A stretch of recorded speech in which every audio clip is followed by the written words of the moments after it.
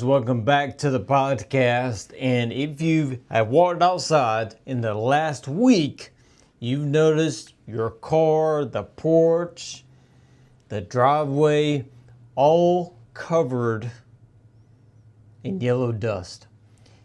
You're seeing the start of what shows up every year across North Carolina. That is the start of pollen season. Around here in the Sandhills, it usually starts around mid-March. One day everything looks normal. The next day it's like somebody took a giant bottle of yellow powder and sprinkled it all over the neighborhood. Most of what you actually see right now is pine pollen. So when you see the wind blows and you look at the trees and you see those yellow clouds, coming off the branches, that's millions tiny particles of pollen being released into the air. In the next few weeks, you'll start seeing things like oak, maple, birch. All of those different trees are starting to release pollen as well.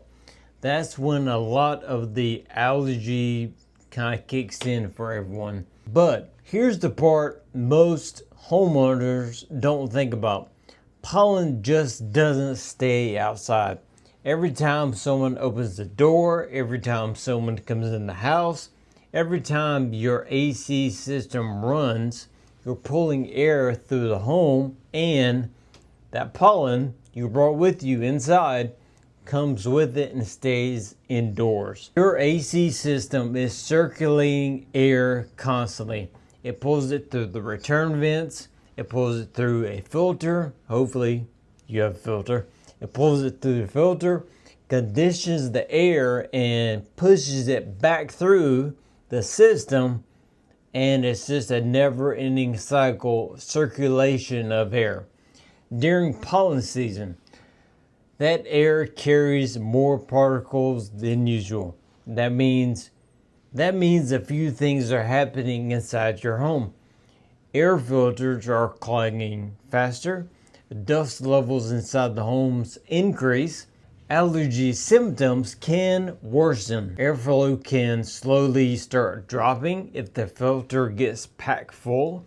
It's actually pretty common this time of year when people call in that they think their AC is struggling or not keeping up, when actually the air filter itself is clogged and it's having trouble getting air to the system and through the system because there is no airflow. Spring is also a transition for your HVAC system. Temperatures start bouncing around, warm afternoon, cool mornings, which means the system is starting to cycle more often, and outdoor units are also collecting that particle we just talked about. They are collecting that on the coil. When enough of that builds up, it makes it harder for the system to move heat efficiently. Remember, heating and air is all about heat transfer. If it's warm outside, you're trying to get heat out of the house. If it's cold outside, you're trying to get heat in the house. It's all about heat transfer. The easier you make it for the heat transfer, the more efficient your system will be. That's one of the reasons we tell homeowners now is a great time to get your maintenance done, to get that super tune-up finished, because now is a good time.